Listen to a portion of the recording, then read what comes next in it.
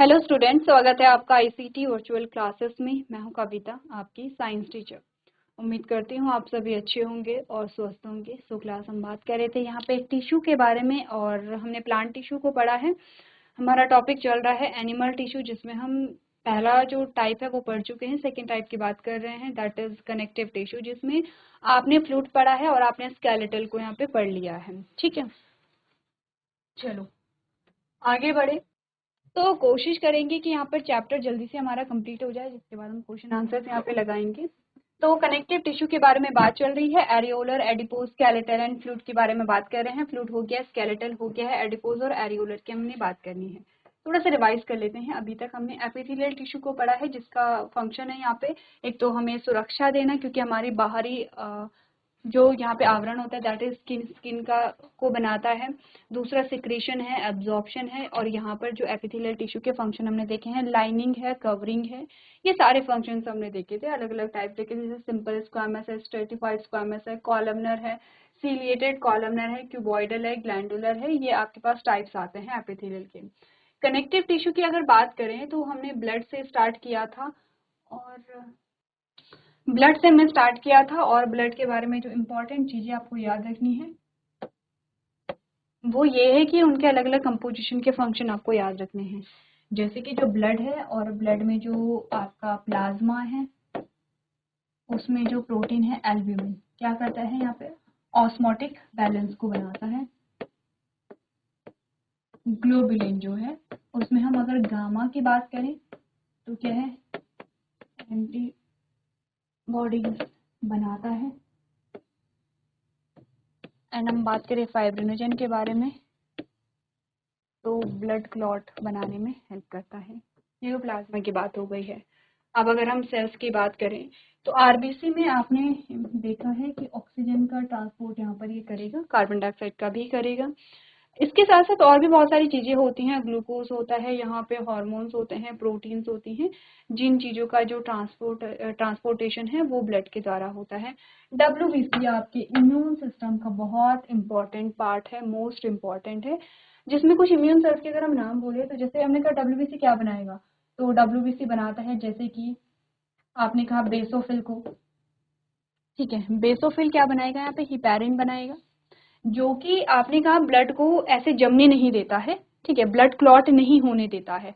Blood clot कहाँ पर होना चाहिए, जहां पर हमें चोट लगी वहां पर ब्लड क्लॉट होना चाहिए।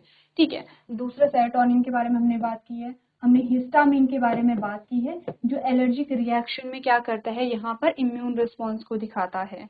ठीक है, ये हो गई है। बाकी ये तो बेसोफिल है। बाकी हमारे पास आता है यहाँ पे इओसिनोफिल, ये जैसे कोई भी पैरासिटिक इन्फेक्शन है उसको दूर करता है।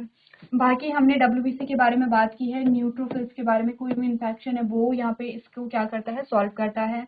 हमने बात की है यहाँ पर मोनोसाइट के बारे में, जो यहाँ पे ये भी क्या है, फैगोसाइट्स होती हैं, इन्फेक्शन को ठीक करती हैं।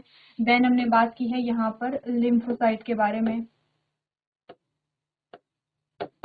जिसमें बी लिम्फोसाइट और टी लिम्फोसाइट होता है। दोनों ही इन्फेक्शन को क्या करते हैं, खत्म करते हैं और एक्वायर्ड इम्यूनिटी को गेन करने में सहायता करते हैं। तो ये फंक्शंस आप याद है, ब्लड के फंक्शन जहाँ आएंगे ये सारे फंक्शंस आपको मिल जाएंगे। यहाँ तो हम अलग अलग देख रहे हैं कि प्लाज्मा क्या कर रहा है, प्लाज्मा में प्रोटीन क्या कर रही है, आरबीसी क्या कर रहा है, डब्ल्यूबीसी क्या कर रहा है, प्लेटलेट्स क्या कर रही है, ब्लड क्लॉटिंग में हेल्प कर रही है। अगर मैं बोलूँ बताओ ब्लड के फंक्शन के बहुत सारे फंक्शन हमें मिल गए, जैसे ट्रांसपोर्टेशन में बहुत सारी चीज़ों का ट्रांसपोर्टेशन में है। ऑक्सीजन हो सकती है, ग्लूकोज हो सकता है, प्रोटीन हो सकती है, हॉर्मोन्स हो सकते हैं। इन सभी के चीज़, इन जो वेस्ट प्रोडक्ट होता है उसके ट्रांसपोर्टेशन में भी क्या करता है, हेल्प करता है। पहला तो ये है। दूसरा है कि इम्यूनिटी प्रोवाइड करते हैं। इम्यूनिटी बहुत अलग अलग तरीके से होगा। ठीक है, अलग अलग तरीके से जो है वो इम्यून रिस्पॉन्सेस को ये देता है। नेक्स्ट हमने कहा यहाँ पे क्या करता है, ऑस्मोटिक बैलेंस को बनाए रखता है ब्लड में।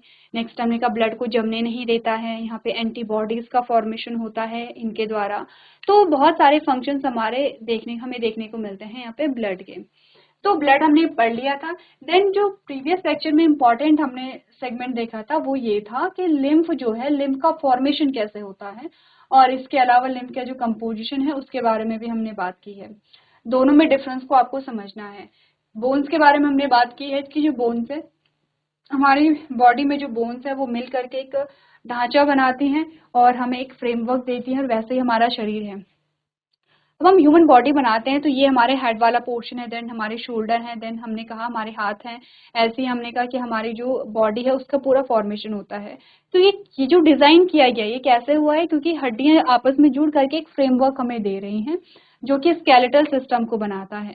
अब इसके क्या क्या फंक्शन है हम अच्छे से जानते हैं। एक तो हमें संरचना प्रदान करता है, हमें सुरक्षा प्रदान करता है, हमारे जो इंटरनल ऑर्गन है उनको सेफ रखता है, मूवमेंट में हेल्प करता है, और सबसे इम्पोर्टेंट चीज़ है, इसमें जो बोन है, बोन में ही तो बोन मैरो होता है और उसी से तो ब्लड सेल्स बनती है, यही तो हमने कहा था। सबसे इम्पोर्टेंट हमने कहा जो बोन होती है, बोन में बोन मैरो होगा और उससे हमारी ब्लड सेल्स यहाँ पे बनती हैं। कार्टिलेज जो है वो बोन लाइक स्ट्रक्चर होते हैं, लेकिन इतने रिजिड नहीं होते हैं, फ्लेक्सिबिलिटी पाई जाती है। ये जॉइंट्स के ऊपर पाए जाते हैं, जिससे कि जो जॉइंट्स है उनमें जो मूवमेंट है वो ईजिली आपको देखने को यहाँ पे मिले। ठीक है। अच्छा, इनका जो मैट्रिक्स है वो प्रोटीन एंड कार्बोहाइड्रेट से मिलकर के बना होता है। चलिए, अब हम बात करेंगे एरियोलर टिश्यू के बारे में। ठीक है। एरियोलर टिश्यू जो है वो हमें दो टाइप का मिलेगा। एरियोलर टिश्यू, पहला है टेंडोन, दूसरा है लिगामेंट।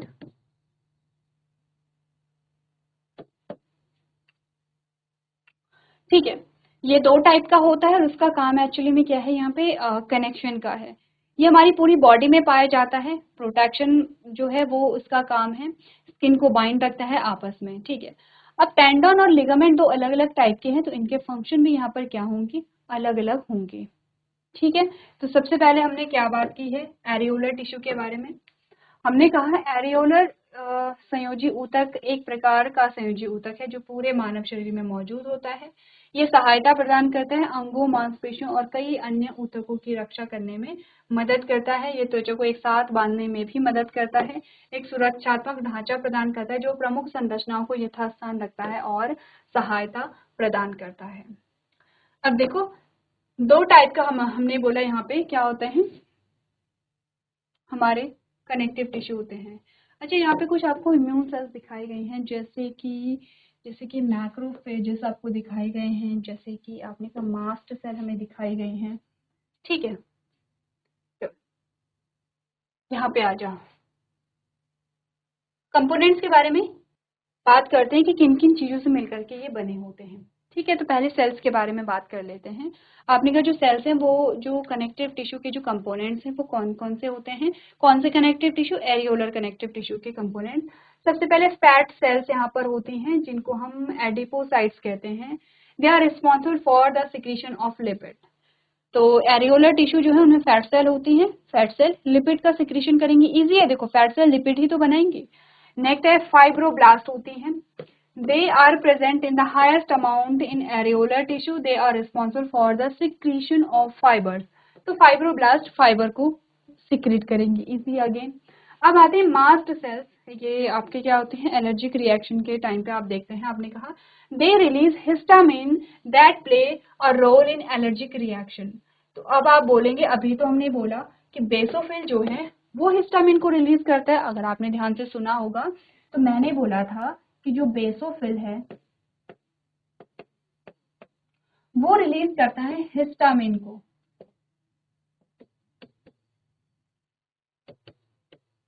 अब यहाँ पर ये वाला सेंटेंस है वो कह रहा है कि मास्ट सेल जो है वो हिस्टामिन को रिलीज करता है। तो देखो, जब बेसोफिल जो है वो ब्लड में है तब इसका नाम हिस्टामिन है, लेकिन किसी जब बेसोफिल किसी टिश्यू में आ जाता है तो अब इसको मैं क्या कहूंगी, मास्ट सेल कहूंगी। ठीक है, क्लियर है। तो बेसोफिल ही मास्ट सेल है, बस ये आपको समझाना है। चलो, तो मास्ट सेल का ये मास्ट सेल का काम है हिस्टामिन को रिलीज करना। हिस्टामिन क्या करता है, एलर्जिक रिएक्शन देता है। जैसे देखो, मैं जल्दी से आपको समझाती हूँ कि जैसे कोई पैथोजन हमारी बॉडी में आया है, जैसे वो पैथोजन हमारी बॉडी में आता है तो जो बेसोफिल है वो एक्टिवेट हो जाते हैं और बेसोफिल क्या रिलीज करते हैं, यहाँ पर आपने कहा वो हिस्टामिन को रिलीज करते हैं, या मास्ट सेल जो है वो हिस्टामिन को रिलीज करती है। हिस्टामिन यहाँ पर दो रिस्पॉन्सेज देता है, एक तो है वैसोडाइलेशन एंड ब्रोंको कॉन्ट्रैक्शन। तो वैसोडाइलेशन, जो ब्लड वेसल्स है वो डायलेट होने लगती है, वो एकदम फूलने लगती हैं। इससे क्या होगा कि वो जो पैथोजन है वो हमारी ब्लड से निकलने लगेगा, वो हमारे ब्लड से निकल जाए। ठीक है। दूसरा क्या होगा यहाँ पे, जो ब्रोंको कॉन्ट्रैक्शन यानी कि जो हमारी विंड पाइप है, ये जो हमारा क्या है विंड पाइप है, उसमें क्या होता है कॉन्ट्रैक्शन होने लगता है। ये भी क्या होता है पैथोजन को ट्रैप करने के लिए ही होता है। तो ये क्या होते हैं रिएक्शंस निकलते हैं जिससे कि पैथोजन को ट्रैप करके उसको मारा जाए। अब अगर एलर्जिक रिएक्शन में क्यों बोल रहे हैं, क्योंकि हो सकता है कि किसी को, जैसे किसी की बॉडी में डस्ट पार्टिकल आ गया है, या आपने कहा कि पॉलन ग्रेन आ गए हैं, या जैसे स्मोक जो होता है, जो धुआं है वो बॉडी में गया है, तो इसमें हमारी जो इम्यून सेल्स हैं उन्हें लगता है कि ये पैथोजन है, और सेम रिस्पॉन्स निकलने लगता है कि मास्ट सेल ने हिस्टामिन को रिलीज किया, उसने ब्रोंकाई को कॉन्ट्रैक्ट कर दिया है, ब्लड वेसल्स को उसने क्या कर दिया है यहाँ पर डायलेट कर दिया है। तो इसको एलर्जिक रिएक्शन कहते हैं। ठीक है, चलो मैक्रोफेजेस। मैक्रोफेजेस तो हमने बहुत बार पढ़ी हुई है। मैक्रोफेजेस क्या करती है, पैथोजन को खाने का काम करती है, फैगोसाइट इनको हम कहते हैं। दे ईट एनी जर्म्स और infection cells in the body. ठीक है, देन प्लाज्मा सेल। अच्छा, प्लाज्मा की बात हो रही है, प्लाज्मा की बात नहीं हो रही है, प्लाज्मा सेल की बात हो रही है। तो ये प्रोड्यूस करती है एंटीबॉडीज को। तो आप कहेंगे प्लाज्मा सेल और प्लाज्मा में क्या डिफरेंस है। देखो, अभी जब हमने ब्लड पढ़ा था तो हमने ये बोला था कि ये ब्लड है, ये बनाएगा, ये बनता है प्लाज्मा से, और बाकी की आपकी ब्लड सेल्स आती हैं। ठीक है, अब चलो ये तो यहाँ इसकी बात हो गई है। ये प्लाज्मा जो है ये बना होता है मैक्सिमम पानी और कुछ प्रोटीन से बना होता है। अब जो आपकी ब्लड सेल है उसमें एक सेल है डब्ल्यूबीसी। ठीक है, और डब्ल्यूबीसी में एक डब्ल्यूबीसी की बहुत सारी सेल्स होती है, डब्ल्यूबीसी बहुत सारी सेल्स बनाता है, जिसमें एक यहाँ पर आता है आपका बी लिम्फोसाइट। बी लिम्फोसाइट बनाता है प्लाज्मा सेल को, और प्लाज्मा सेल बनाती है एंटीबॉडीज। ऐसा स्ट्रक्चर कुछ होता है एंटीबॉडीज, ये वाला ऐसा स्ट्रक्चर होता है एंटीबॉडीज का। ठीक है,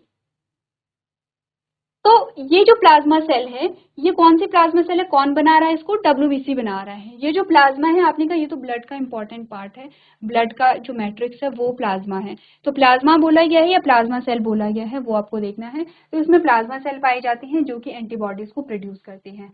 अब फाइबर्स कौन कौन से होते हैं उसको देखो। कोलेजन फाइबर है, they provide a tensile strength to the tissue. Elastin fiber है, they provide elasticity to the tissue. And ground substance है, it is a fluid matrix that hold a cells and fibers of the tissue. चलो revise करो, सारी चीजें revise करो, आपने notes बना रखे हैं।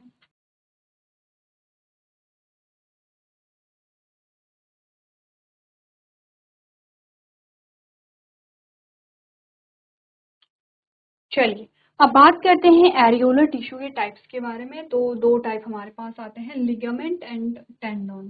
तो देखो क्या बोला था, बीएलबी मतलब कि बोन से बोन को जो कनेक्ट करेगा वो होगा हमारा लिगामेंट। तो लिगामेंट का काम क्या है, बोन से बोन को कनेक्ट करना।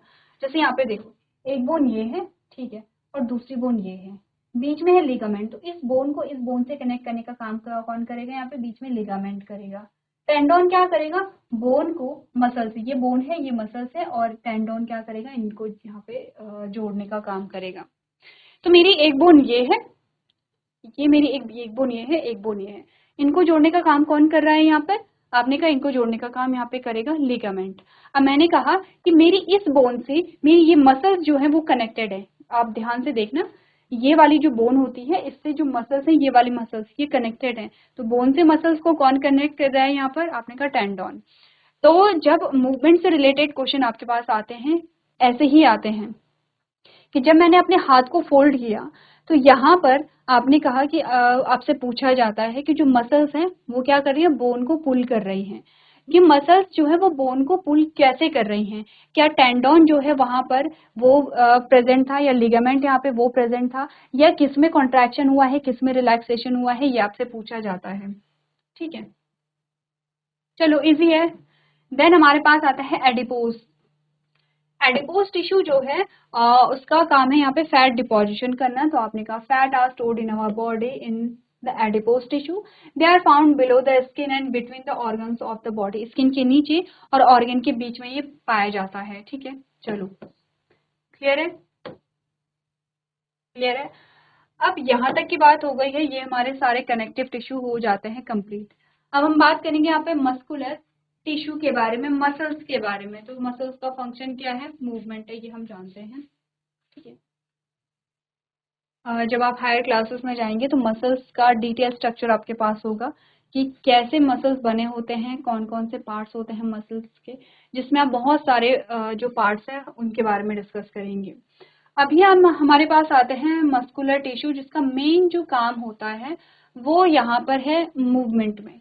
तो देखो आपसे क्या बोला गया है, it is made up of a muscle fibre which are long cells. ये मसल्स फाइबर से बने होते हैं, मसल्स टिश्यू जो है मसल्स फाइबर से बने होंगे। It allows movements in our body. How can muscles cause movement? Movement कैसे कॉज करते हैं? इनमें कॉन्ट्रैक्शन और रिलैक्सेशन होता है। कुछ स्पेशल यहाँ पे इनमें क्या पाई जाती है? प्रोटीन पाई जाती हैं। आपने कहा they contain a special protein called a contractile protein. These proteins cause a contraction and relaxation of the muscles. There are two kinds of muscles found in our body, voluntary muscles and involuntary muscles. तो देखो हमने बोला voluntary का मतलब होता है ऐच्छिक, ऐच्छिक का मतलब होता है जिन्हें हम अपनी इच्छा से यहाँ पे मूव कर पा रहे हैं। जैसे कि हमने बात की है कि आपके जो स्केलेटल मसल्स होती हैं वो आपके वॉलंटरी मसल्स है, जो आपके चलने में मदद करती है। आप बोल रहे हैं यहाँ पर, आप अपने हाथों को मूव कर रहे हैं, ये सारे आपकी क्या है? ऐच्छिक क्रियाएं हैं। और ऐच्छिक जो मसल्स हैं, ऐच्छिक मांसपेशियां हैं, उनसे यहाँ पे कंट्रोल हो रही हैं। दूसरा इनवॉलंटरी यानी कि अनैच्छिक, जो कि हमारी इच्छा के अनुसार शुरू या बंद, तेज या धीरे नहीं होती हैं, वो नेचुरली चलती हैं, जैसे कि आपकी हार्ट बीट, ठीक है। चलो, तो ये हमारे क्या है? मांसपेशीय ऊतक है। तीन टाइप के मसल्स आपको बताई गई हैं, कार्डियक मसल्स है, स्केलेटल मसल्स है, स्मूथ मसल्स है। स्केलेटल मसल जिसमें वॉलंटरी एक्शन होता है, कार्डियक और स्मूथ मसल जिन दोनों में क्या होता है? इनवॉलंटरी एक्शंस होते हैं। एग्जांपल दिए गए हैं, कार्डियक मसल्स आपके हार्ट में प्रेजेंट होती हैं, आपका जो हार्ट बना होता है, हृदय बना होता है। कार्डियक स्पेशल टाइप की इनवॉलंटरी मसल्स होती हैं और कार्डियक मसल से बना होता है। कार्डियक मसल्स आपके हार्ट में ही पाई जाती हैं। स्केलेटल मसल्स आपके पूरा जो स्केलेटल सिस्टम है, जो कंकाल तंत्र है, उससे जो मांसपेशियां जुड़ी हैं वो आपके स्केलेटल मसल्स हैं, जिसमें ऐच्छिक क्रियाएं होती हैं। और तीसरी स्मूथ मसल्स आती है, जो आपके इंटरनल जो ऑर्गन है, आंतरिक जो अंग हैं, जो आपके कोमल अंग हैं, उनमें पाई जाती है। इनवॉलेंट्री एक्शन पाए जाते हैं, जैसे डाइजेस्टिव ट्रैक्ट में पाई जाती है, ठीक है। चलो पढ़ो एक बार।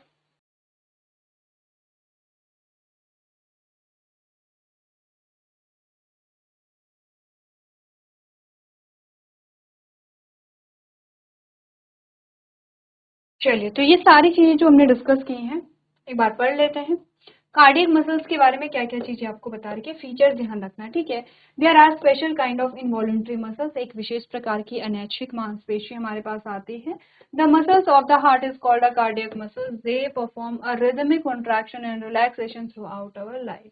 तो एक जो ये हमारी मसल्स होती हैं, ये हमारे हार्ट में पाए जाते हैं, और कार्डियक मसल्स का नाम होता है, ये क्या लाइफ टाइम काम करती रहती है। इनमें कॉन्ट्रैक्शन और रिलैक्सेशन एक रिदमिक प्रोसेस होती है। रिदमिक का मतलब क्या होगा?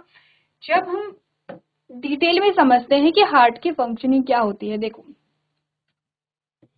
अभी तक तो सिर्फ इतनी चीज हमने समझी कि ये हमारा हार्ट है ये, और हमने कहा कि यहाँ पे वॉल्व लगे होते हैं, एक वॉल्व यहाँ पर है, एक वॉल्व यहाँ पर है, ठीक है। ये दोनों आपके क्या है? एट्रिया हैं, ठीक है। और इन दोनों में ही वॉल्व लगी भी रहती हैं। तो जब ब्लड क्या होगा, अब ब्लड यहाँ से यहाँ जाएगा, ठीक है, इस एट्रिया से वेंट्रिकल में जाएगा, वेंट्रिकल से जब ये लंग्स में जाएगा, तो जब ये लंग्स की ओर ऊपर की ओर जाएगा तो वॉल्व बंद होते हैं। और आपको बताया गया था कि ये हमारी हार्ट का फर्स्ट साउंड जो आता है, ठीक है, जिसको हम कहते हैं लब। लब मतलब साउंड आता है, लब डब, ठीक है, लब डब कहते हैं। तो लब जो है वो पहला साउंड है, पहला साउंड यानी कि पहली जो आपकी हार्ट बीट होती है, जैसे धक धक होता है, 2 बार होता है धक धक जब हम देखते हैं, तो पहला जो साउंड है दैट इज लब। तो ये पहला साउंड यहाँ पर आएगा, फिर ये लंग्स को क्या करेगा? ब्लड भेजेगा, लंग से जो ऑक्सीजनेटेड ब्लड है वो यहाँ आएगा, किसमें? इस वाले एट्रिया में, इस वाले एट्रिया से। इस वाले का मतलब क्या है? ये देखो राइट होगा, ये लेफ्ट होगा, इतना तो हमें पता है।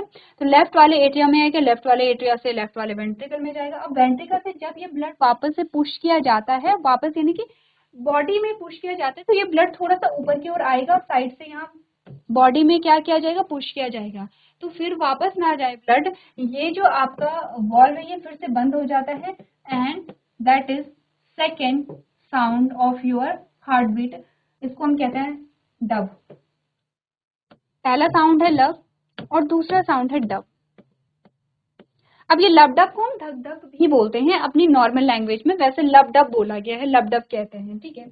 अब ये लबडब या धक धक जो भी आप बोलो, इसमें देखो कितना गैप होता है, धक धक कितना गैप होता है।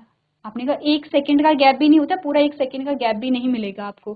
तो यहाँ से ब्लड आना, ऊपर जाना, फिर ब्लड यहाँ आना, फिर वापस से पुश करना, मतलब कि दो साउंड के बीच में जो आपकी दो हार्ट बीट है, जो धक धक जो हार्ट बीट है या जो लबडब हार्ट बीट है, उसके बीच में कितना बहुत कम टाइम होता है। और आप देख रहे हैं कि वो क्या है, यहाँ पे एक रिदमिक प्रोसेस है। एक्चुअली में कॉन्ट्रैक्शन और रिलैक्सेशन तो हो रहा है, जब ये कॉन्ट्रैक्ट था तो ये रिलैक्स था, जब ये कॉन्ट्रैक्ट हुआ तो ये रिलैक्स हो गया। अब फिर ये क्या करेगा, ये कॉन्ट्रैक्ट होगा तो ये रिलैक्स रहेगा, और ये कॉन्ट्रैक्ट करेगा तो फिर क्या होगा, ऊपर वाला रिलैक्स रहेगा और ब्लड को क्या किया जाएगा, पूरे बॉडी में पंप किया जाएगा।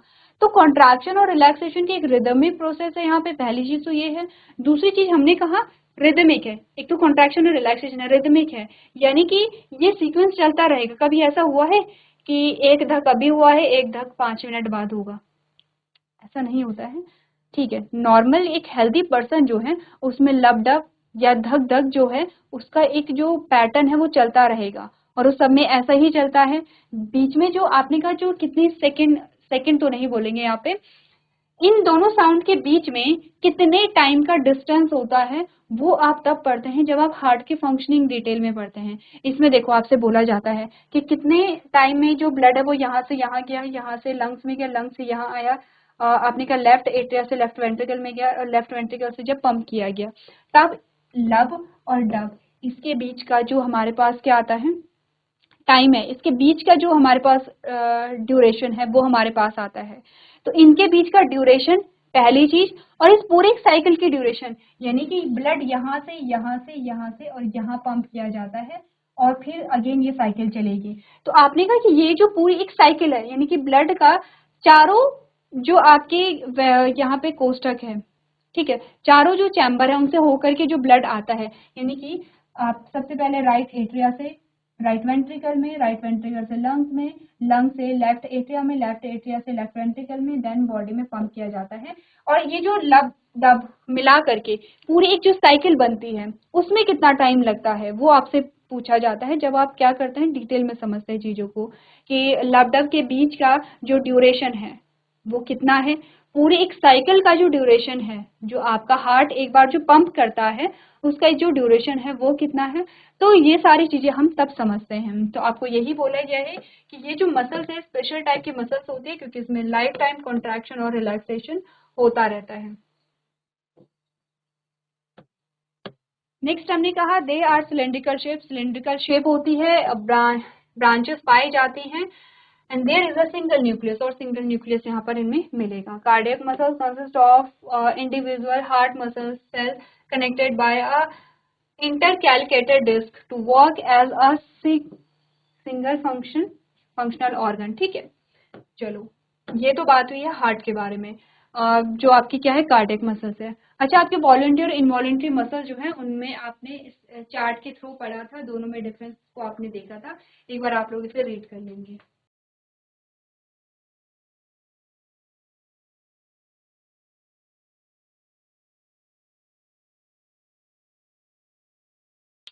चलिए, तो यहाँ पर आप जो स्केलेटल मसल्स और स्मूथ मसल्स हैं इसको रिवाइज करके लेकर के आएंगे। फाइनल हमारा जो एक लास्ट टिश्यू रह जाता है दैट इज नर्वस टिश्यू।